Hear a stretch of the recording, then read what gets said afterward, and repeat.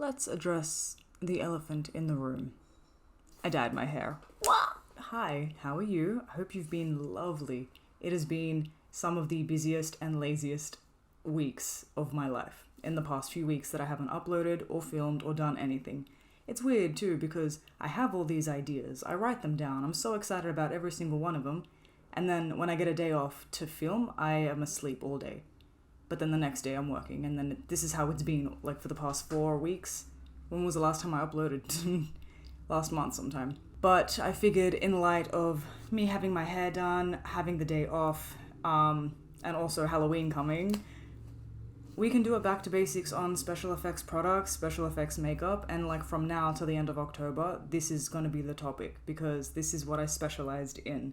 This is the reason I started doing makeup. This is what I wanted to do. And despite having fallen in love with gore and blood and guts and prosthetics, I still struggle creatively with it because the possibilities are endless. So maybe I can kind of selfishly improve on that through this channel while I teach what I do know and learn things that I don't know. So that could be fun. And I figured what better way to start it than putting this video in my back to basics folder talking about the basics of special effects.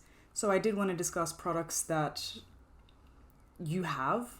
If you're interested in doing special effects, most of these products you will have. And I do want to preface this by saying any beauty makeup can be used as special effects makeup. And like through the video, when I show you the products that I have, I don't even have all of them. I'm out of a few things. There are things that you can substitute. But if you're interested in any of that, just hang around. My writing is so messy. I don't know why I write notes. I think the most important thing that throws a lot of people off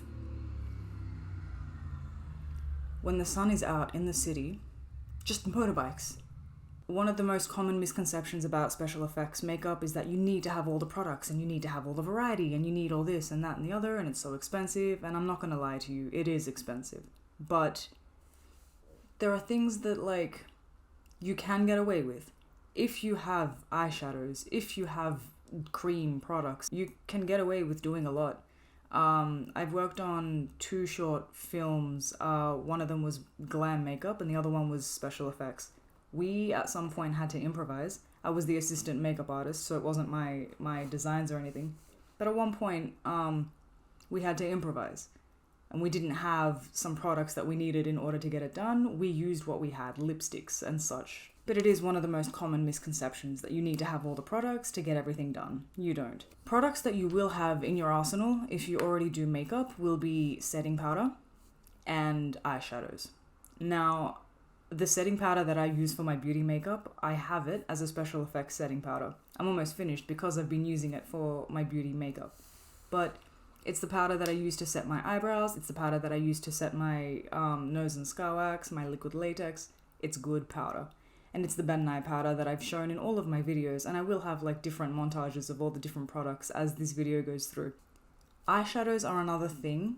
I have an abundance of just colorful eyeshadows that I don't actually use as eyeshadows. I have some eyeshadows by Ben Nye and Inglot that are very pigmented and very beautiful. And I'm using them for my special effects because I guess I just haven't been creative with my beauty makeup, but they are just eyeshadows.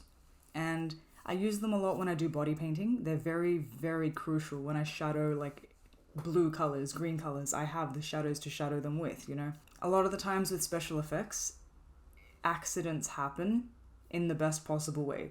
And less is more.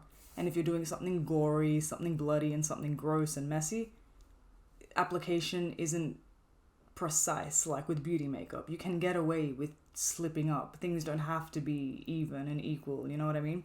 If you are building a kit, you will eventually have to build up to have all of these things in your kit. But some of the more essential ones are a bruise wheel palette. For instance, I got this when I was at college. I did end up buying a cream palette, so there are so many different wheels. I've got the bruise wheel and the monster wheel in my kit at the moment. But I wanted more. I wanted more variety, and there were different, like a zombie kit, for instance, and a corpse kit. There were so many different wheels that I just kind of wanted. It was easier for me to buy the single palette that just had all these different toned colors, all these different gradients of color, so I can use them when I need them, as opposed to just buying wheels and wheels and wheels of creams. So cream paints are pretty useful. They blend really well into body paints as well. I tend to highlight all my body painting with white cream paint because it blends like a dream and it looks so flawless. Which brings me to things like water paints. Water-based body paints they're not crucial, because if you're going for something realistically gory, special effectsy, monstery, you're not looking to paint over it with watercolored paints. Watercolor paints are for body painting. I'll show you all of my color range, and it comes in different consistencies. I prefer the pots, like the little cake ones. They're just easier. They last longer. I use less product. I make less mess. Each to their own. Everything else that I'm going to show you is more on the prosthetics, special effects side, not so much the body painting side. And I don't even have all the products. I need to restock. The first thing I'm going to show you is nose and scar wax. Ben Nye's nose and scar wax. They also have a bone wax, which is white, but I don't have that. I never actually did buy that. I should. Nose and scar wax. Man, I hate it. There's no other way to say this. I hate nose and scar wax. It's the worst thing for me. It's gross. It's like plasticine and Play-Doh, and it's gooey. Nobody likes nose and scar wax. Nose and scar wax is unfortunately useful if you want to do things like simple abrasions, cuts, boils, scarring, I guess you could do with it. You can do a whole lot of stuff with it. Open tears in the skin. It's just difficult to play around with. If you don't have patience, you're not going to like this product. Hi, I don't have patience. Alongside this product, a very important other product that you need is Vaseline, because this product is gooey, and it is always useful, because it sticks to your fingers when you warm it up. So if you coat your fingers in Vaseline, you can mold it and shape it and put it into the positions you want and all of that stuff. Vaseline in this case is very crucial. So I'm going to add that in this list of things that you probably need. When applying nose and scar wax, you also need something called spirit gum adhesive. I'm pretty sure you could use other adhesives as well. It's just that I have spirit gum and it's very strong. Spirit gum is, when you start dealing with more prosthetic things, spirit gum is definitely important. You can go between using silicone, spirit gum, or liquid latex. I'm sure there are other things as well, but I haven't done special effects in a while. So for me, spirit gum, which also requires a spirit gum remover. You can use things like isopropyl alcohol to break down adhesives. You can use isopropyl myrostate, which is probably better. It's like oil. Spirit gum remover is like oil. It's like isopropyl myrostate, but it removes specifically spirit gum adhesive. Water-based glues, like glue sticks, pretty important.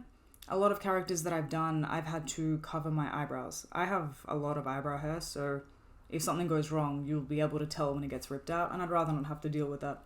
So water-based glue or water-soluble glue, very important. I have a couple of these glue sticks just lying around everywhere. They're cheap. You can get them in any craft store, anywhere. And they are crucial, I'd say. Most of the crucial products are boring things like glue sticks, Vaseline, setting powder. These are the things that are very inexpensive. You probably already have them, and they set the foundation for what you're about to create, because you can't do a lot of things if you don't have these basic cheap adhesives and removers and stuff. There are as well a lot of products and tools that you need that have nothing to do with makeup. Things like disposable spoolies, disposable little Q-tips, disposable sponges that are both stippling sponges, the flat triangular wedge sponges. They help with a lot of texture that you can create with the other products, with the colored products, but you create a lot of texture with the application through these disposable products, which again are also cheap. I have run out of so many of them. Cotton balls as well that help with liquid latex. You can create a whole lot of different surfaces and textures on your skin with that combination. Which brings me to liquid latex. I don't have any liquid latex. I need to go buy more because I have some looks that depend on it that are coming up, hopefully, in my Halloween videos. Liquid latex is probably the easiest thing to use. It's the easiest thing that I've had to use, the least time-consuming thing to use. The only issue with liquid latex is it is not a smooth application. You are going to get texture with it because you don't apply it smoothly. You don't blend it. You stipple it on top of your skin or on top of surfaces to make prosthetics. With gore especially, there's no such thing as like smooth. Everything is messy. Everything is gross and mucky. So that works well. But liquid latex is important for things like if you want to do small prosthetics, you can use liquid latex. If you want to put them directly on your face and create scars and things on your face, liquid latex. There are things like silicone, which you add parts A and B. I can't remember exactly how it works. Again, for silicone it's been years, but I don't have them, so I can't show them to you. I might create a look with them one day, but I need more of a refresher for myself. That's just another thing that you can use, another tool in your arsenal, if you will. I have all my products there, so I'm looking at them like, oh yeah. I think that palette knives are important, and palettes are important. And it's because you're dealing with a lot of messy stuff. When I'm using the nose and scar wax, it's on that palette. I don't want it touching anything else because you will not be able to get it out. So I think that's pretty essential as well to have. But you can also use a plate, like a plastic plate as a palette. You don't need to go out and buy a palette. You know, a palette knife might be useful. When it comes to blood, I have only 2 types of blood. There's a third one at the store that I get all my stuff from. I don't have it. I have scab blood and I have that liquid edible blood, which it's my favorite thing. You put it in a little capsule, you bite down, and then you bleed from the mouth. It's awesome. I don't have thick blood. I don't know why. I don't think I ever needed it. I didn't create a look that required thick blood, but I mean, that's also an available option. With blood, you can create your own using like corn syrup and food coloring. There are so many recipes of it online. I don't know how to. I've always just had the products that I can buy from the stores. I like it better. I like the consistency better. I will say I haven't tried to make blood, but I do like, it's just easier. I buy it, whatever. But there are alternatives and there are tutorials on it everywhere. There are other products within like special effects family that are really cool that I need to go buy more of, but they're not necessary. There's this one product called Rigid Collodion. This product, I loved it so much. Rigid Collodion is a product that stinks. You apply it directly to the skin, and what it does is it sucks the surrounding skin in on itself as it dries. So it looks like you have a scar, like an indented scar. I've used this for a couple of pirate looks that I did a couple of years ago for Halloween. Just like down my face, across, whatever. And it looks really cool. I love this product because it's so like, ugh, you know, like when you see it, the final product, and your skin is like curled in on itself and you look all disfigured and like you've been slashed, and it's cool. It's a very cool product. Alcohol-based paints. Oh yeah. Alcohol paints, they're very beautiful in like, you see how your veins are under your skin? So when you apply it with a cream, if you're making veins with a cream, they're very adamant. I don't know, what else do I use, man? I can't speak English today. They're very obvious veins on your skin. But if you look at the veins on your wrist, how they look like they're under the skin, that's the effect that alcohol-based paints give. So when you create veining and capillaries with alcohol-based paints, it looks real. And so that when it comes to special effects, any kind of like discoloration and like, I don't know, man. Off the top of my head, I'm having a hard time, but alcohol-based paints are a very natural way to apply gross details. They have so many different kind of kits for them. They have so many different kind of palettes for alcohol-based paints. I do want them because there are a lot of things that I want to do that are gross and scary that would benefit greatly from these paints. They are expensive. They are activated by 99% isopropyl alcohol. Anyway. What happened? Are we back? We good? Cool. Ow! Anyway, those are the products that I consider like the most crucial ones versus the ones that are really cool, but you don't need them yet. By October, I want to have actual looks ready to go.